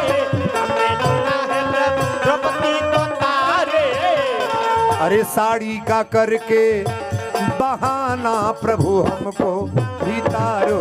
साड़ी का करके बहाना प्रभु हमको भी तारो। साड़ी का करके बहाना प्रभु हमको भी तारो। हमने सुना है प्रभु सुदामा को तारे। हमने सुना है प्रभु सुदामा को तारे। हमने सुना है प्रभु सुदामा को तारे। अरे चावल का करके बहाना प्रभु हमको भी तारो। चावल के करके बहाना प्रभु हमको भी तारो। चावल के करके बहाना प्रभु हमको भी तारो। हमने सुना है प्रभु सेवरी को तारे। हमने सुना है प्रभु सेवरी को तारे। हमने सुना है प्रभु सेवरी को तारे। हमने सुना है प्रभु सेवरी को तारे। हमने सुना है प्रभु सेवरी को तारे। बैरी का करके बैरी का करके बहाना प्रभु हमको भी तारो। प्रभु हमको भी तारो। बैरी का करके बहाना प्रभु हमको भी तारो। तारा है सारा जमाना प्रभु हमको भी तारो। बोल दी संवरिया सरकार की। मंदिर में जे जाता वो कुछ भगवान से मांगेला कि ना? केहू लड्डू चढ़ा के मांगेला, केहू सेव संतरा चढ़ा के मांगेला, केहू अचरा पसार के कपूर बार के मांगेला, केहू अगरबत्ती जरा के मांगेला। जे मंदिर पर जाला तो कुछ मांगेला कि ना? अब वीरेंद्र बाबा ही कहले कुछ मांगा मत, नहीं, न बेटा मांगा, न रुपया मांगा, न धन मांगा, न बेटी के बियाह मांगा, कुछ न मांगा। अगर मांगना है तो डायरेक्ट परमात्मा को मांग लो। बजा लो ताली बजा रहे। किसको मांगना है? अरे भगवान को मांगिए ना। भगवान अपने घर में आज है तो का नहीं होई। बेटी के बियाह हो जाई, घरों बन जाई, रुपये हो जाई, गांव में चानी काटल। मांगना है तो परमात्मा को मांगो। और बड़ी अच्छी कथा है। आज परमात्मा के द्वार पर सुदामा जी चलल बड़े। चावल के गठरी लेहले बल्ली धोती में, लोटा सोटा लेहले, अब फटही धोती बा, पैर में बेवा फटल बा। सुदामा कहले सुशीला भेजत तबाड़ू, लेकिन हमरा आत्मा में बड़ा दर्द होता। गरीबी बड़ा बुरा चीज है, का जानी हमके चिन्ही है कि ना। 4 गो बहन बाड़ी ना, 4 गो तो 3 गो स्पेशल बाड़ी, कुल खूब VIP पहिरे ओढ़े वाला, ओकर मर्द कमाता। आ एगो गरीब लड़की अगर नैहर में चल गई तो तीनों मिल के ओकर इज्जत करी है कि बेइज्जत? सही बोलना। तुरंत कहीं रे तोरा ये जुड़ेला हैया साड़ी काने में एगो बनवा नहीं पावताड़ू, एगो नाके में ना पहिर पावेलू, जीवन भर गरीबे रहबू। अरे तोहरा जुटल बा तो तू 50 गो पहिर न, 50 गो पहिर, लेकिन किसी को ताना मारने की क्या जरूरत है? हमें सब एक के खाना खा के आइल बा। केहू रसवे पियले होई, केहू नींबू पानी पियले होई, केहू रोटी खैले होई, केहू भात खैले होई, केहू बिना खैले ही आइल होई। सबका कर्म नसीब अलग अलग है ना जी। लेकिन जौन जे खा के आइल बा वही के बुझाऊ अमृत। अपना जो मिल रहा है, दूसरे पर भरोसा कभी मत करना, किसी पर भरोसा मत करना। वीरेंद्र बाबा दावा के साथ ही बात बोलते हैं, नसीब अपना अपना जो अपने भाग में लिखा है सो तो मिलबे करेगा, कहां जाएगा। सुदामा लोटा सोटा लेके चले लगले, लेकिन रोवते गिर गई। सुशीला कली स्वामी रउरा जाए के मन ना बाका। सुदामा कहले सुशीला भेजत तबाड़ू, हम गरीबी में जाता नहीं। आ गरीबी में केहू के दुआरे पर गईला पर केहू के शर्म लागेला महाराज। हम जइया एगो टूटही साइकिल रहे लेके चली। साइकिल के जमाना रहे, जो ना समय के बात करता नहीं। मास्टर साहब हमारा कुंडली देख रहे हैं, हाटा गांधी इंटर कॉलेज के हम छात्र रहे। टूटही साइकिल लेके जाई हो, 20 बेर चैन उतरे। और रास्ता में देखी कोनो लड़का नया साइकिल लेके जाता तो हमरा आंख में आंसू आ जा कि आज हमरो बाप पैसा वाला रहते, रुपया वाला रहते तो हम तन बढ़िया साइकिल से चलती। गाड़ी से लोग चले लगले, तब हम सोचे लगले कि हम के गाड़ी भगवान दे देते हैं। बहुत दूर तक मैं सोचता हूँ महाराज। लेकिन आज तो भगवान की कृपा है कि 4-4 बाइक और 1.5 2-2 लाख की बाइक दरवाजे पर स्कूटी से लगाए सारी गाड़ियां हैं। 30 बरस 26 बरस DI गाड़ी से चले हैं, 8 साल हो गया बोलेरो से चलते हैं। ठाकुर जी ने मुझे क्या नहीं दे दिया। गरीबी होना बुरा नहीं है, गरीबी को जानने का प्रयास करो कि क्या करेंगे तो गरीबी हमारी अमीरी में बदलेगी महाराज। आज ये बताने जा रहे हैं हम आपको। हम बार बार ये कहते हैं, सुदामा जी के जब चले लगले तो रहिया में बैठ के रोवे लगले। सुशीला फिर खड़ा करवली, कल जाए कि ना जाए, आखिर उरी साथे मऊ चली। सुदामा कहले अब हमारिये गईले में इज्जत बेइज्जत बा, मेहरारू लेके चलब गरीबी में। अच्छा शर्म कहाँ करना चाहिए, बुरे काम के लिए शर्म की, अच्छे काम के लिए। हम कल बताए थे ना कि कथा में हम आते हैं तो श्रीमती भी कथा में आती हैं, तो इसमें शर्म की बात है। हमारा बेटा बैठकर कथा सुने, मेरी औरत सुने, मेरी नतनी सुने, मेरी बहू सुने, तब ना आनंद है। हम दुनिया को सुनाए, मेरे घर के ही लोग कथा ना सुने, क्या मतलब बनता है। दुनिया का उपदेश दिया जाए, अपन घर है पर चढ़ल बा। बहू नहीं ना, मेरी बहू भी आती है कथा, कहीं कथा होती है ना, जबरदस्ती पहुंचते कि कथा में हम लोग चलेंगे। और जिनके घर कथा नहीं उनके यहाँ जथा खराब है महाराज। सुदामा जी चले लगले, तनी सब लोग भाव से गाएंगे। अरे कान्हा कान्हा रटते रटते, ऐसन गाई जागी तम्मू के बहरा बोली ना जा। कड़े रे बोलो कड़े रे। कान्हा कान्हा रटते रटते, मर्द भैया लोगों को दुश्मनी है का भगवान से। कबो कबो तोहनो लोग रोटी लो, जैया मुँहे में के दांत टूट जाई ना, तैया नाती कही ए बाबा राम राम कहो। ऐ बूढ़ो लोग सुन ले, जे बैठल बा ऐ बूढ़ो लोग सुन ले। नाती कही ए या राम राम कहो, तब मुँह में को दांत नहीं बा, राम राम निकली। कहल चाहिए राम, लेकिन का निकली आम आम आम आम आम आम आम करा आमा रटायाम। जीवन है ताकत है तबले आप राम राम करो। मरे के बेरिया तुलसी के पत्ता मुंह में डालल जाला, गंगा जल पियावल जाला, जल्दी पियाओ इनका प्राण निकल जा। जन्म जन्म उन्हीं जतन कराही आ अंत राम कही आवत नहीं। जे जीवन में कबो कीर्तन ना गावल, ताली ना बजावल, भगवान का नाम का स्मरण नहीं किया, मरते समय मुंह से राम न निकलेगा और न प्राण जल्दी हटी। एक यानी 5-5 बरिस खटिया पर बेहोश रहता है। तो जे आइल बाबू से निवेदन करब ठाकुर जी, ये देही में कोनो कष्ट मत होके जो लोग कथा में आए हैं। कान्हा कान्हा रटते रटते, एक चूड़ी और आवाज को कसो आप। कान्हा कान्हा रटते रटते, धैले ले डगरिया, कान्हा कान्हा रटते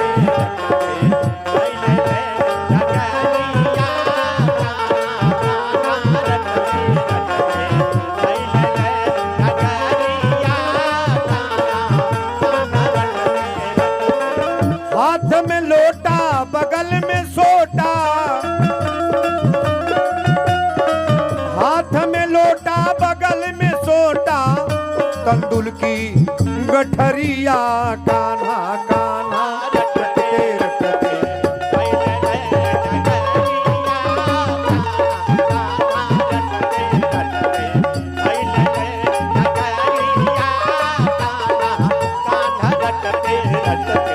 जाके पहुँचे द्वारिका नगरिया, एक भिखारी आइल बा।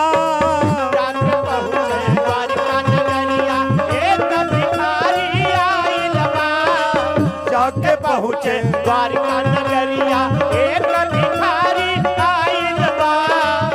बाहर से आवाज आई दिहल, एक पुजारी आइल बा। बाहर से आवाज आई दिहल, एक पुजारी आइल बा। नैना बरसे ऐसे जैसे सावन की बदरिया, कान्हा कान्हा रटते।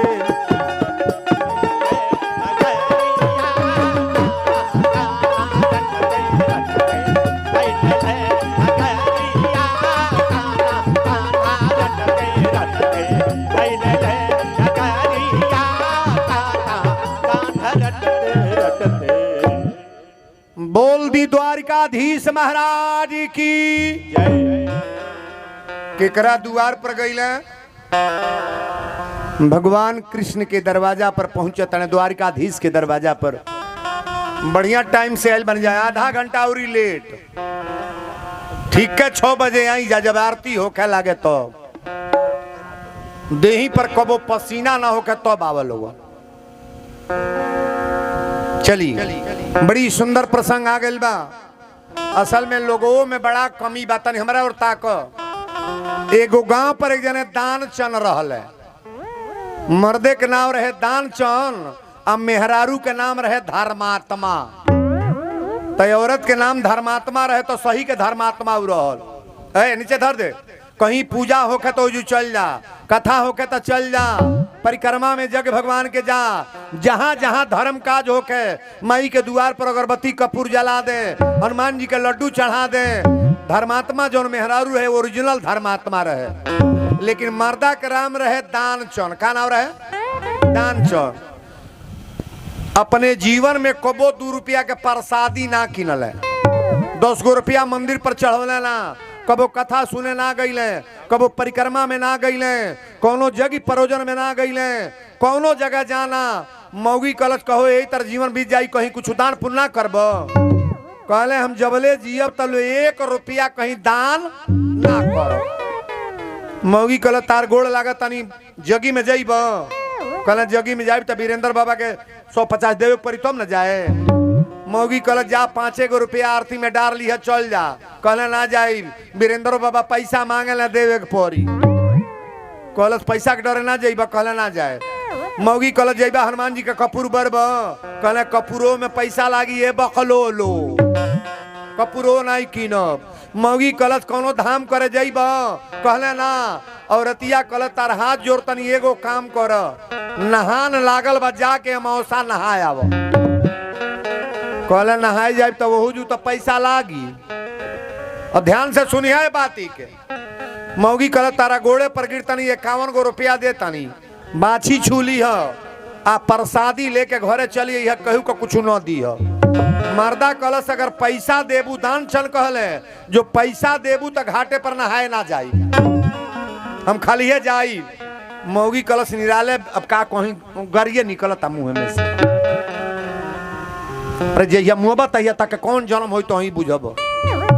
मर्दा कलश ले उतावत अरे तो जाता नहीं हम आजू नहाए नहान लागल है अमावसा के कार्तिक का महीना आ गईला चप्पल निकारब तब वो पैसा ली कुल पंडा आई मेहरारू लोग तो भेज दिल से बुझल तो नहीं पैसा लागी कहले का करी कहले एजू नहीं नहाए ता कहे ने एक घाटे पर ना नहाए चल तनी मुर्दा घटिए पर नहा ले जहाँ लसिया फूकाला जहाँ लाश फूकाला जो केहू नहाला नहीं लाश फूकाई हो जू नहाई जाला हो जू हे कहले चल तनी मुर्दा घाटी पर नहाए गईला मुर्दा घाटी पर तकिया है ने कुर्ता निकाल देहले धोती धो देहले अंडरवियर पहिर के पानी में गईले और नाक दाब के एक बेर डुबकी मारले कहले जय हो गंगा मैया जीवन मेरे पहला बेर आयल बानी गंगा जी में नहाए आशीर्वाद दी हो। भगवान कहले बड़ा बेईमान दन चनवा बारी पैसा के डरे हेजू नहा तना रुका इनका परीक्षा ले ली। भगवान टप दे पंडा बन के पानी में आ गई कहले जय हो जजमान देखल तो कहले ई कहां से पंडा आ गए।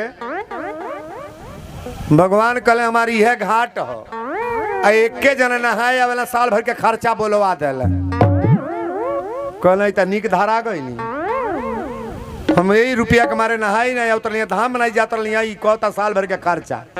भगवान कहले साल भर के खर्चा बोलवाव कहले हम ना बोलवाए कहले 6 महीना के बोलवाइब कहले कि ना कहले 2 महीना के खर्चा बोलवाइब कहले ना कहले 500 रुपया बोलवाइब कहले ना भगवान कहले 100 रुपया बोलवाइबे कहले ना कहले 51 गो बोलवा ले कहले ना कहले जब नाही कहले तो 1 रुपया ना बोलवाई।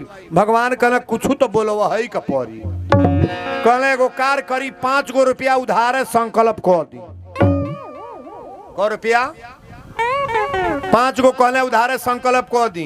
हाँ तो भगवानो गंगा जल लेके तकिया है ना गंगा जल लेके कहले दान चल 5 गो रुपया संकल्प करता है संकल्प को के साझी के घरे गईले और रतिया कल चली खाना बनल बा खा ली कहले खाइल तोहरा लोग था 5 गो रुपया हम डरा के चली अली राती के खाना नहीं खैला तकिया है ना मौगी कहती रह गल चाहे वो पीला चाहे वो ना पियल ज्यों बिहान भइल तबले पंडा के रूप में भगवान दुआरी पर आइए गईला कहले जय हो जजमान और रतिया कल से बाबा के कुछ देवे के कहले बानी कहले हाँ 5 गो रुपया तो उधारे संकल्प कैले बानी का बात अरे और रतिया कल बाबा दुआरी पर मांगे आयल बने कहले एगो कार कर ना खड़ा क के जाइबे तनी आँखी में लामनी आंसू पोती ले और रोते जाइए कोई देर अभी के अला नहा के तब से बीमार पड़ल बड़ा बड़ा बुखार चढ़ल बा आ कहले जहिया नीक हो जाए तहिया दे दे मौगियो न खड़ही रहे रोत मार बिलखत जाती है रोवाइल बना नहा के तब से बीमार पड़ल बने आ जहिया नीक हो तहिया दिया जाई। तो भगवान कहले जब हमार जजमान बीमार बा तब बीमारे छोड़ के चल जाई हम नीक हो जाई तब जाई। औरतिया कल शेरो रो जात नहीं बाढ़ है कहता ना नीक हो जाइए भगवानों कहले आज तार परिचय ले नीक हो जाइए तबे जाए। दान चन कहले एगो कार कर रोते जो झोटा खोल ले आ छाती पीटत रोते जो चोकर आ जाते कोई दिए कलश का कह कोई दिए कि बीमार रहबे कल बहनवा परनवा निकल गल मर गेला मौगी कल जियते बड़ा जाके कहीं मर गइल न चुपैल मर्दा कल जइबे कि ना हाँ त ना खड़ा कैल छाती पीटत रोते जाती अरे रजाऊ हो रजाऊ अरे बाप अरे भाई भगवान कहले का भइल ह दान चन बहु कहली रे रो बीमार रहबे कैले ह अब हिनवे के हड़ाक दे परनवा निकल गेल मर गेला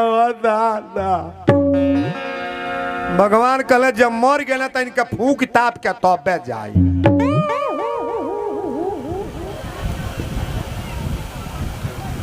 सुनाता बतिया ए बैठ नहीं पा रहे तुम लोग वहां से भागो तुम पीछे चलो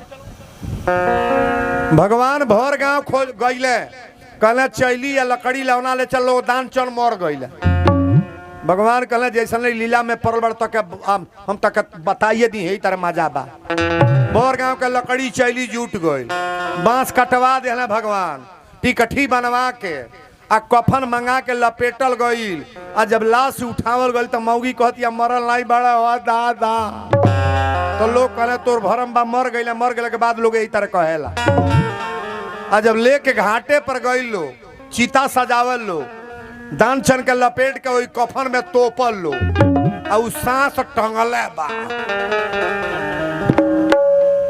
भगवान कहले आज पत्ते लगा दे तनी कैसन बाड़ भगवान कहले बिना आगी ना धरे लोग आगी ना हमार जजमान है पहले करे काने में मंत्र देवे दा लोग भगवान गईले कान में सटा के मुंह कहले आया हूँ बैकुंठ से कुछ तू मुझसे बोल तो इनका ई बुझाल कि भगवान डायरेक्ट आ गए का कफनवा उठा के धीरे से तकलस आ जे तकल तो देखा था उहे पंडा तौले तो पी ले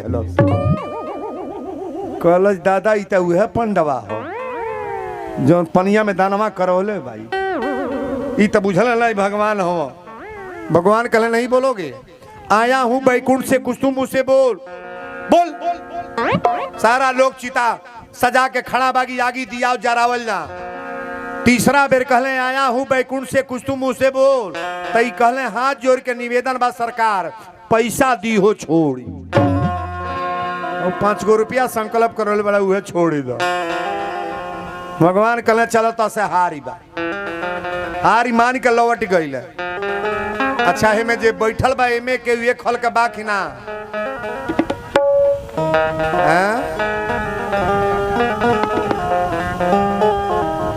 एमे तो वो खोल खोल का लोग बा का कही भगवानों के दरबार में कटौती होता परमात्मा के दरबार में कभी कटौती मत करो दरवाजा पर गईले द्वारकाधीश के दरवाजा पर 4 गो सिपाही रहले 4 गो सिपाही खड़े हैं सिपाहियों ने पूछा कहाँ आए हो तुम्हारा नाम क्या है सुदामा जी भर रोवत अड़े कहले मित्र के दरवाजा पर परिचय बतौला की जरूरत बा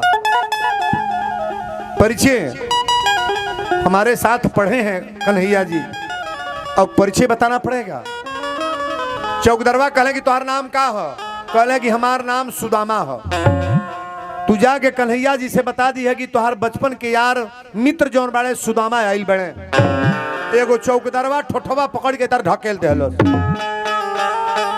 कहले 3 मुट्ठी चाउर भीख मंगले बड़ा इनका मित्र बने आइल बड़ा भीख मंगा कहीं का भगलक ना द्वार पर से गरीबों का कहीं इज्जत नहीं है महाराज अब वीरेंद्र बाबा ये कहेले गरीबों की किस्मत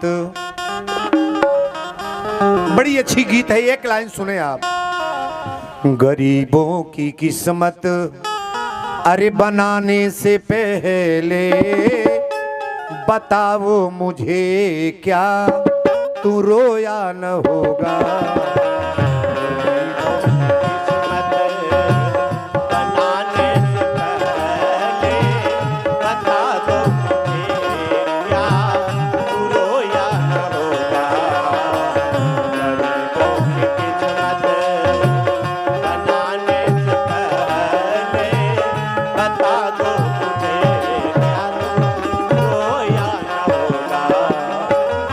गरीबों की किस्मत आरी बनाने से पहले बता दो मुझे क्या तू रोया न होगा। तुम्हारी शरण में सुदामा भिखारी, तुम्हारी शरण में सुदामा भिखारी, क्या सीने से पत्थर को धोया न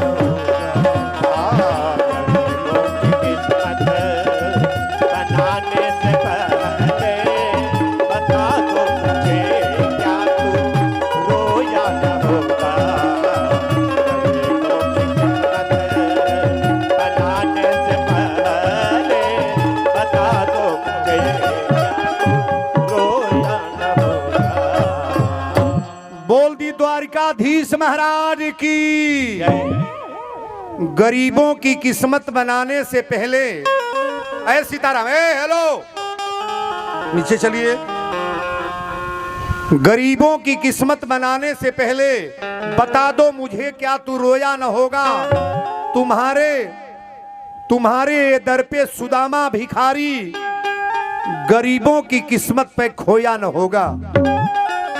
आज सुदामा फूट फूट के रोवत अड़े, कहले कि जाके बता दो तोहार मित्र आइल बड़े, चौकदरवा ठोठवा पकड़ के ढकेल देले सो।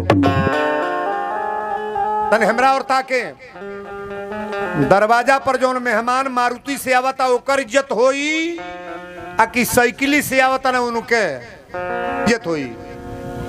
साइकिल वाला के हता कहत ये साइकिल से ए बाबू कहता ना जाइए ससुरारी तेहू साइकिली से देखू आरती उतराता। जौन बेटी मारुति में बैठ के आई ओकरा में अजिंझोरा लेके गेहूं पड़े भागल आवत ताड़ी। अंतर है कि नहीं है? नहीं है। सम्मान के साथ जो लड़की आएगी अपने नैहर में इज्जत होगा।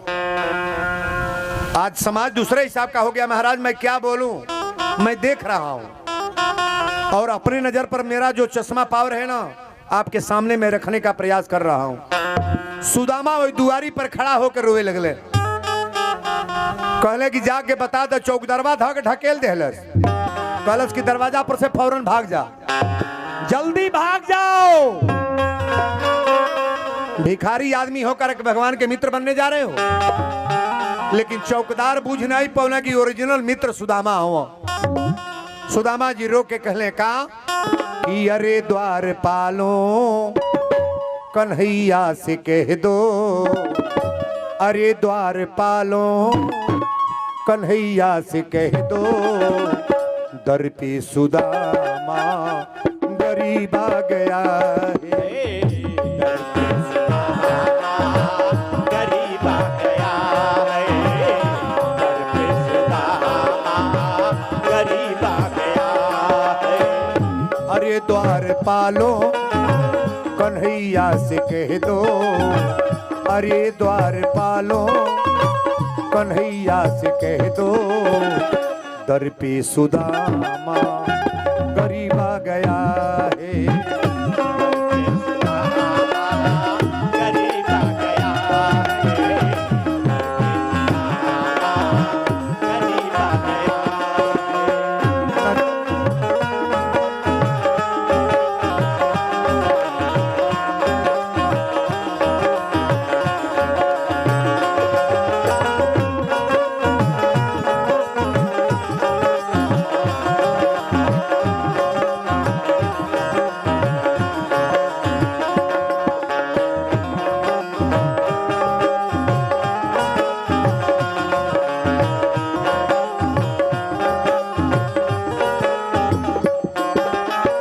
न सर पे है पगड़ी न तन पे है जामा, बता दो कन्हैया से नाम है सुदामा। बता दो कन्हैया से नाम है सुदामा। बता दो कन्हैया से नाम है सुदामा। न सर पे है पगड़ी न तन पे है जामा, बता दो कन्हैया से नाम है सुदामा। न सर पे पगड़ी न तन पे है जामा, बता दो कन्हैया से नाम है सुदामा। बता दो कन्हैया से नाम है सुदामा, बता दो कन्हैया से नाम है सुदामा। भटकते भटकते न जाने कहाँ से, भटकते भटकते न जाने कहाँ से, तुम्हारे महल के करीब आ गया है। तुम्हारे महल के करीब आ गया है, तुम्हारे महल के करीब आ गया है, तुम्हारे महल के करीब आ गया है। बोल दी वृंदावन बिहारी लाल की जय। कथा तय बैल बा, हमारी बहनें बेटियां गौर करेंगी। सब लोग गंवार ना होला, केहू केहू ऐसनो होला जे बुझ जाला। ओई में एगो चौकीदार रहल, कलश की रुका हम तन जाके पहले ठेठ हिंदी भोजपुरी सजी बोलनी। पूछलस कि तोहार नाम का है? कहले हमार नाम सुदामा है। कहले तोहार घर कहाँ है? तो सुदामापुरी हमार घर है। तो तोहार कब से प्रेमी हमें भगवान कृष्ण? कहले बचपन के यार हमें हमरा साथे पढ़ल लिखल बाड़े।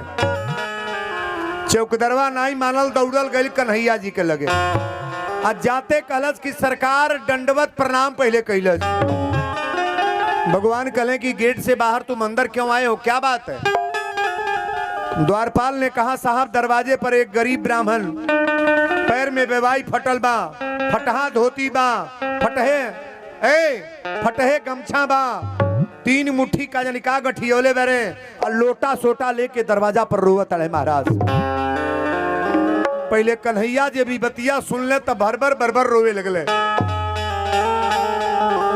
कहले कि हमार मित्र सुदामा तना गई ले, लेकिन सुदामा आते तो बता के आते कि हम तो हमारा ऊपर गरीबी पड़ल बा।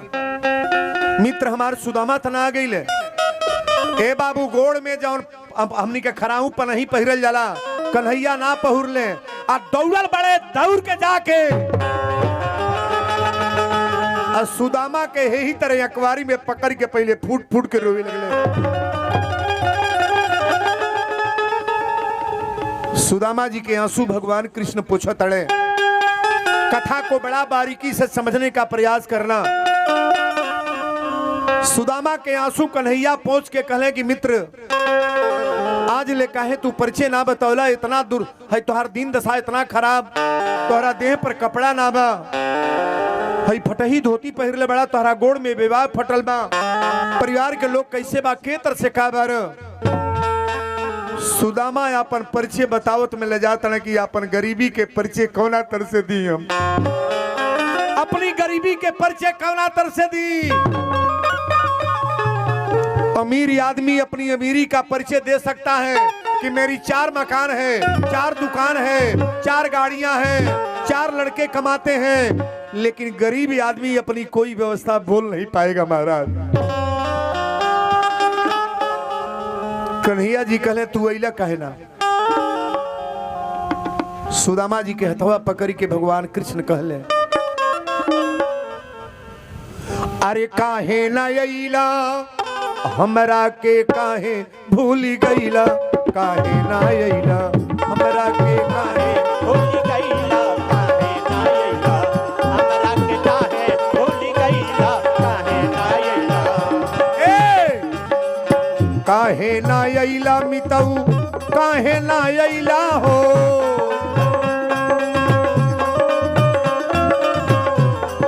इतना गरीबी में मरा तड़ा हमरा लगैला काहे ना। काहे ना अइला मित्र, काहे ना अइला हो, हमरा के काहे भूल गईला, काहे ना अइला, हमरा के काहे भूली गईला, काहे ना अइला, हमरा के काहे भूली गईला, काहे ना अइला, हमरा के काहे भूली गईला, काहे ना अइला। एक संगे पढ़ली जा, एक संगे खेलली, एक संगे पढ़ली जा, एक संगे खेलली, एक संगे पढ़ली जा, एक संगे खेलली, एक संगे पढ़ली जा, एक संग खेलली, एक संग खेलली, एक संग खेलली, हमरा के काहे भूल गईला, काहे ना अइला, हमरा के काहे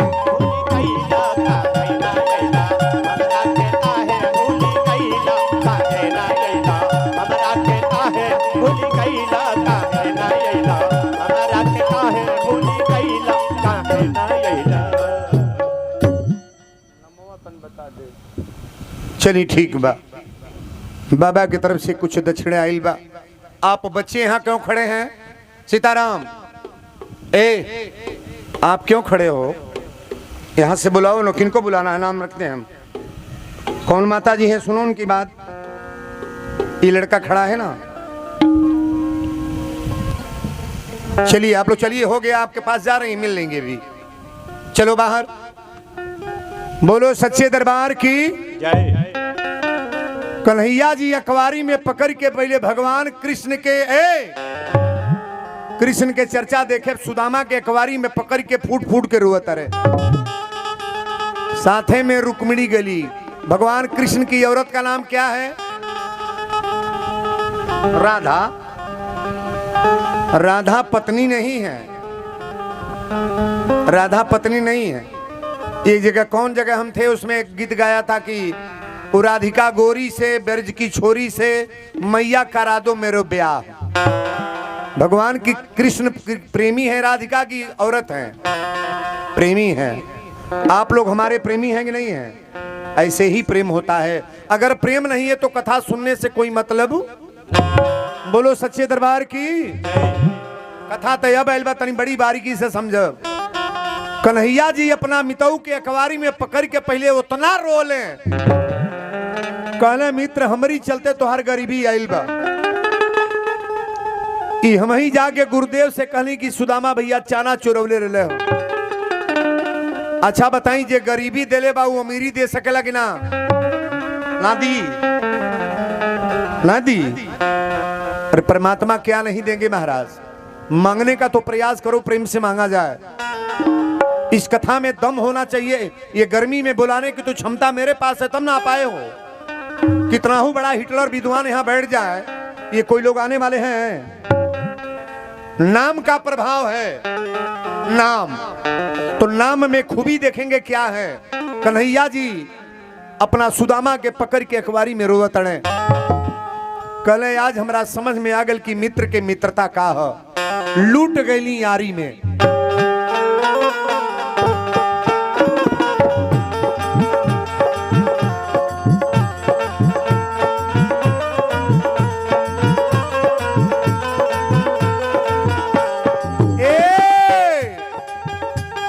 लूट गईली यारी में।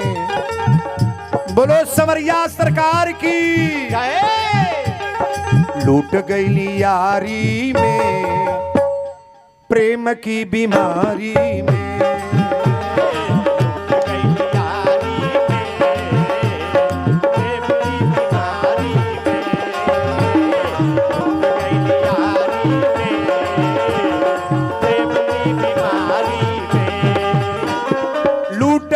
यारी में, प्रेम की बीमारी में।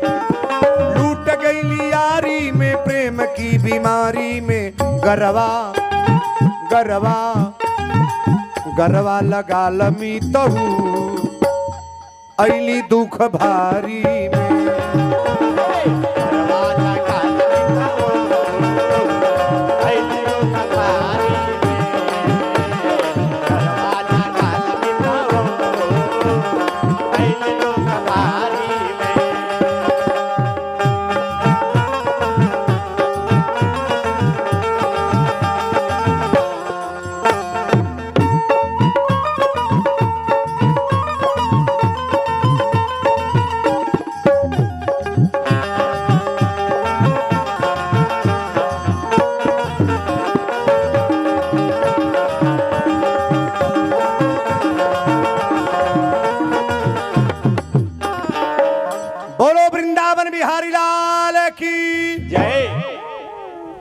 अच्छा बताई, जितना भक्तन के भगवान कल्याण कैले बानी, हमनी के परमात्मा के नजर हमनी के ऊपर ना आई।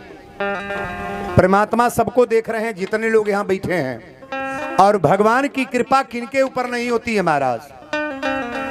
एक से एक पापियों का कल्याण परमात्मा ने किया है, एक से एक दुष्टों का कल्याण किए हैं। कैसे बिगड़े लोगों का परमात्मा ने सुधार किया।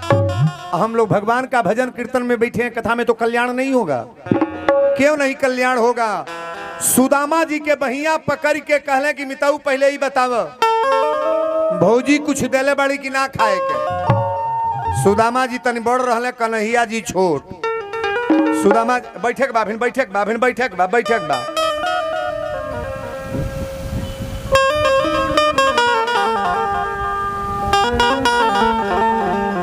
बैठल जा, के पैसा मत दे, कथा सुनिए प्रेम से।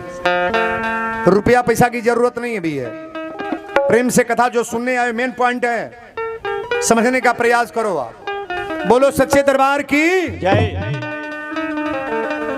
कहले कि सुशीला भाभी कुछ खाए के देले बड़ेगी ना। सुदामा जी कहले कुछ ना ले बनी, फटही धोती पहिरले बनी। कहले भाई झूठ बोलने के आदत ना छूटल, आई पछमा का चोरौले बेड़ा। यही तरह कन्हैया जी खींचले, एक बेर खींच के जब चावल के बठरी खोल ले, कई घर कह रहे बैठिए ना बैठिए। बड़ा सम्मान मुझे मिलता है, लोगों का सम्मान हम कितना बड़ाई करें। इस क्षेत्र की जो बेटियां बहन, हमारे बाबू लोग, पुरुष वर्ग के लोग जो आए हैं, आप लोग भी बड़ा सम्मान के साथ मुझे मानते हैं और ये जानते हैं कि मेरे घर का बालक वीरेंद्र बाबा है। आप अपना बेटा, अपना भाई, अपने परिवार के सदस्य मान करके इस कथा को श्रवण करें। बड़ी जरूरी कथा है जो बीच में बताने जा रहे हैं। कहले कि चावल तो मंगले बड़ा लोगन, चावल ही को घर के बा, अरवा रहे, भुजिया रहे, खुदी रहे, सजी मिलावल रहे के 15 घर घूमल रही तो को मुट्ठी मिलल है? 3 मुट्ठी। चवलवा पसार के 1 मुट्ठी चावल लेके भगवान अपना मुंह में डर ले। कहने सुदामा भैया तो कल 1 लोग के मालिक बनाओ तनी। सुदामा कहे लगले, द्वारिकाधीश के दरवाजा पर अली औरत कहला से कि तू चल जा, 1 लोग के मालिक बना दे। दूसरा मुट्ठी चावल जब उठौले, कहले सुदामा भैया तक 2 लोग के मालिक बना दिली। आ तीसरा मुट्ठी जब चावल पकड़ ले तो रुक्मिणी बाह पकड़ ले ली। अर्धांगिनी का भी हक होता है। वीरेंद्र बाबा कितनों आगे पीछे चले, हमार मतवा चले दी हैं। चलो बा मान के अब जौन कही है तो करही पड़ी। कथा में बैठ के सोचत हो कि दादा हमारे उपहास होता, तो उपहास नहीं, मैं बड़ाई कर रहा हूं। चाहे हे महफिल के लिए कितना हूं बढ़िया हम भी। भाई 1 मुट्ठी चावल बचल भाई हो मुंह में डाला जाता नहीं। आप भगवान हो के भीख मांगे। कन्हैया जी कहले कि आज मितऊ खातिर लुट गल बनी, सब दे देब हम। आरे रुक्मिणी धैली हा कलैया, ए देखा चावल की गठरिया।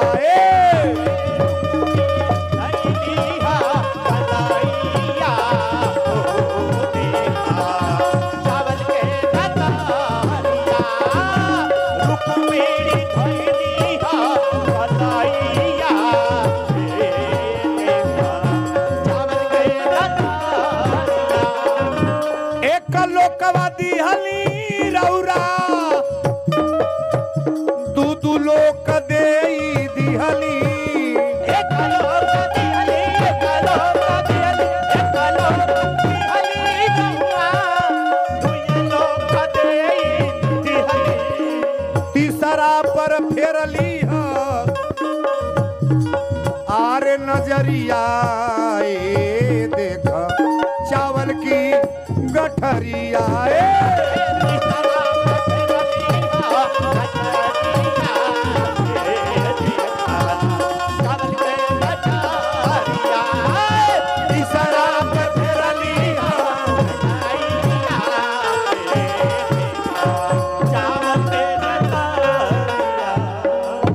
बोल दी वृंदावन बिहारी लाल की। एक मुट्ठी चावल रुक्मिणी पकड़ लेली।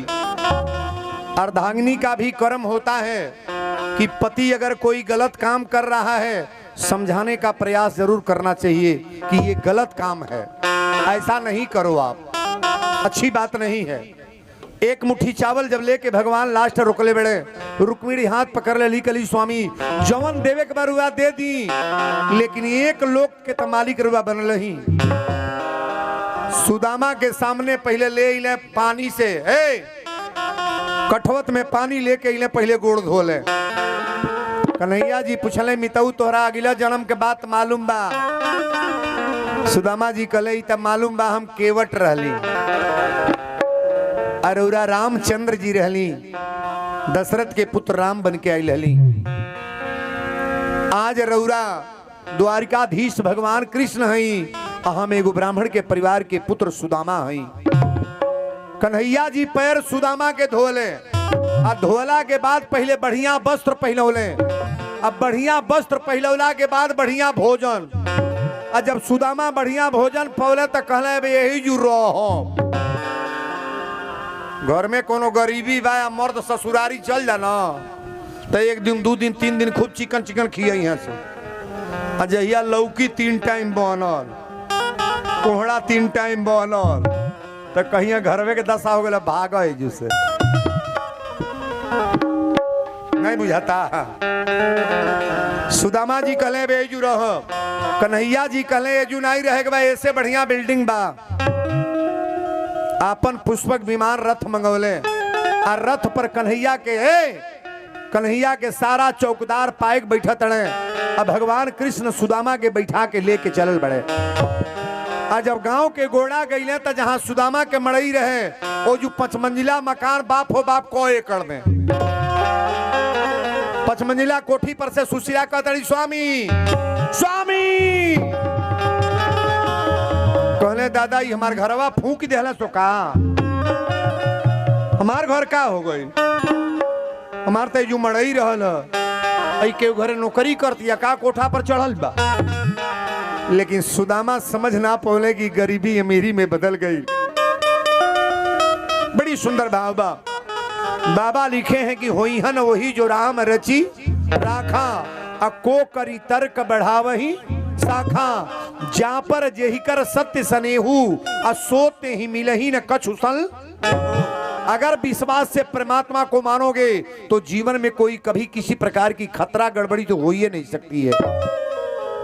सुदामा रो के कहले, अरे रो रो कहे सुदामा द्वारी बेकार हो गईले, मड़ई का हमार हो गईले ना।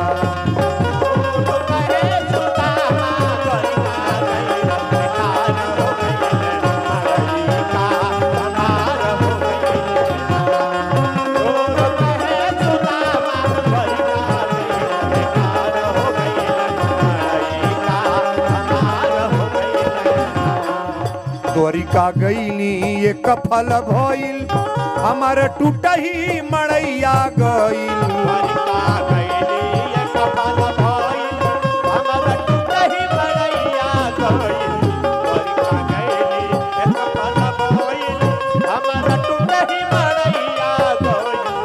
छोटे छोटे लइका घर कहवा परिवार खो गईले, मड़ई का हमार हो गईले। भगवान कृष्ण कले मिताऊ अपन घर चिन्ह तड़, सुदामा जी कले हमार तो मड़ई रहल एज रहल, कन्हैया जी कले मड़ई नाई द्वारिकाधीश से तू ऊंचा बैर। मित्र का स्थान मित्र से ऊंचा होता है कि नहीं? सखी का स्थान सखी से ऊंचा है कि नहीं? अगर समझने का प्रयास आप करोगे तो बड़ी अच्छी बात है, समझाने जा रहा हूं।